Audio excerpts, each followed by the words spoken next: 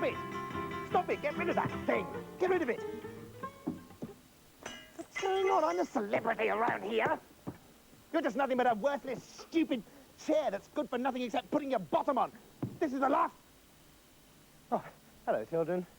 It's nice Uncle Ricky. Hello.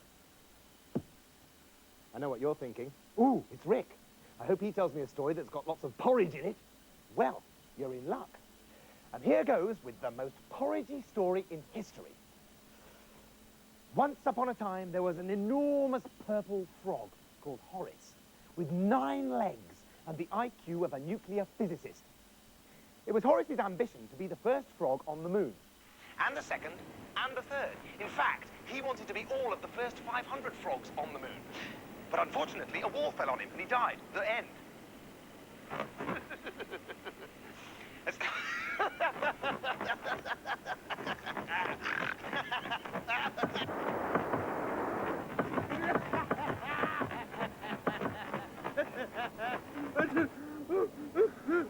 Oh dear, oh dear.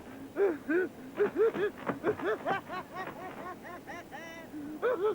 dear.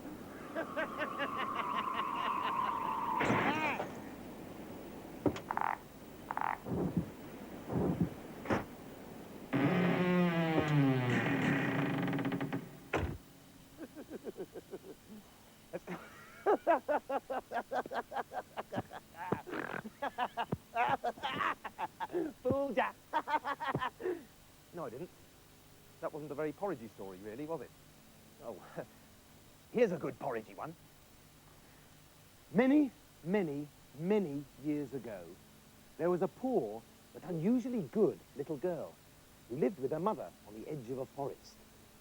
The mother was very poor, and they never had much to eat. And one day, they ran out altogether.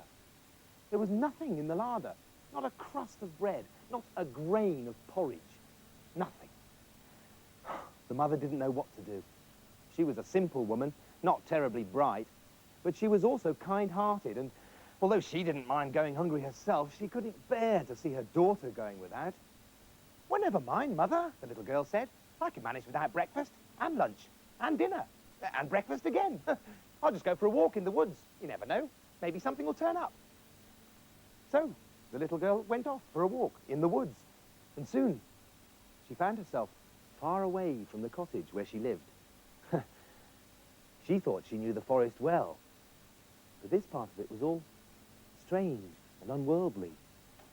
The grass was silver, not green, and covered with a glittering carpet of dew. Silver cobwebs hung from the trees. Even the flowers and the animals looked as if they were made of silver. And just as she was beginning to wonder if she wasn't completely lost, the little girl met an old woman with silver hair, carrying a small silver pot under one arm. As if this wasn't strange enough, the old woman seemed to know who she was and what her problem was without even being told. Take this silver pot, my dear, The old woman said. it will help you out of your difficulties. Oh, but I have nothing to put in the pot, the little girl said. Ah, you need nothing. The old woman replied. Just follow these simple instructions. All you do is say, cook, little pot, cook. And the pot will cook hot, sweet porridge. And when you want it to stop, you say, stop, little pot, stop. It's as simple as that. Cook, little pot, cook, and stop, little pot, stop. The girl repeated the words carefully. Yeah, that's right, baby. The old lady said. That's exactly it. And it really was that simple. The girl took the pot home, stood over it, and said, cook, little pot, cook. And at once, the pot began to make porridge, hot and smooth, with thick brown sugar and cream. Oh, sometimes it seemed to taste of bananas, and other times of coconut or toasted marshmallows with chocolate sauce. And when she and her mother had eaten enough, she said, stop, little pot, stop. And the pot cooked no more. All went well. The mother and the child were never hungry. In fact, both of them put on quite a lot of weight. 3 times a day they ate porridge, breakfast, lunch, and tea. and it always tasted of so many wonderful things and was so delicious that they never grew tired of it. But things went suddenly wrong one day when the little girl was out visiting her grandmother with her best red cape on. The mother had just eaten a big bowl of porridge, which had tasted of raspberry milkshake, but she fancied a bit more. And for the very first time, she decided that she would be the one who would get the pot cooking. Right, cook, little pot, cook, she said. And at once, the pot got cooking. Well, the mother was delighted. I did that. But just when she got a nice big bowlful, she realised that she'd forgotten the words to make it stop. Cease, little pot, cease, she tried. And no more, little pot, no more. That's enough, Potty, enough. By now, the porridge was pouring over the edge of the pot and slopping about on the kitchen floor. Thanks, little pot, yeah, thanks. The mother tried. It was no good. More porridge bubbled over the edge of the pot and slurped down onto the floor. And that wasn't the end of it.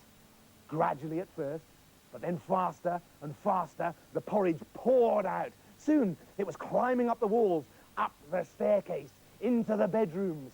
It was only a small cottage, and in what seemed like minutes, and probably was, both the bedrooms were absolutely jammed full of porridge, which was even messier than if they'd been porridged full of jam. Now it was pressing against the windows. The walls were bending and buckling. Something had to give. And with a great explosion, the windows shot out of their frames, and a great waterfall of porridge cascaded out and into the garden below. Help, little Potter! No, little pot! Oh, stop it, you rotten Potter! That's enough, you ruddy pot! But nothing worked. Grey, steaming porridge thundered down the garden path.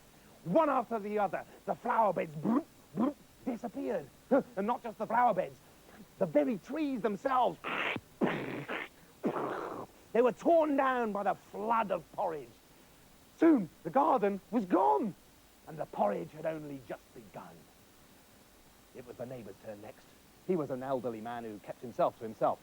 He'd been sitting in a deck chair reading a newspaper when he was disturbed by the mother's shouts. No, little pot! Oh, whoa, little pot! What? What's that? A pot? The neighbour mumbled to himself, and a second later, the porridge got him. A great wave of it crashed down, sending him one way and his wig another. Then it made for his house. The house didn't last long. Soon it had vanished beneath a churning sea of porridge. And now it was the turn of the village. It had been a quiet day. Nothing much had happened in the village. A couple of old men were sitting in the village square. I say, old chap. Yes, old chap. What's that, then? Well, there would seem to be, just a tidal wave of porridge. What? A tidal wave of porridge? And that was as far as they got. The porridge roared in. And instead of the village eating porridge, the porridge ate the village. The town hall, the post office, Sainsbury's, and soon the surrounding mountains themselves were sinking into a great steaming porridgey lake. By the time the girl got home, her mother was on the roof, panicking and eating wildly. Mother, what's going on? I've had to swim home. Yeah, well, never mind about that. Do something. I've been treading porridge for an hour. By now, the mother was close to hysterics. Do something. The little girl suddenly realized what had happened and quickly uttered the magic words that her poor mother had been unable to remember. Stop, little pot, stop. The pot, at last, stopped cooking. And that was the end of it. But for the next 6 months, anyone who travelled anywhere had to eat their way across the countryside. And they had to be very fond of porridge. Yeah. I don't think you'll ever hear a story with much more porridge in it than that.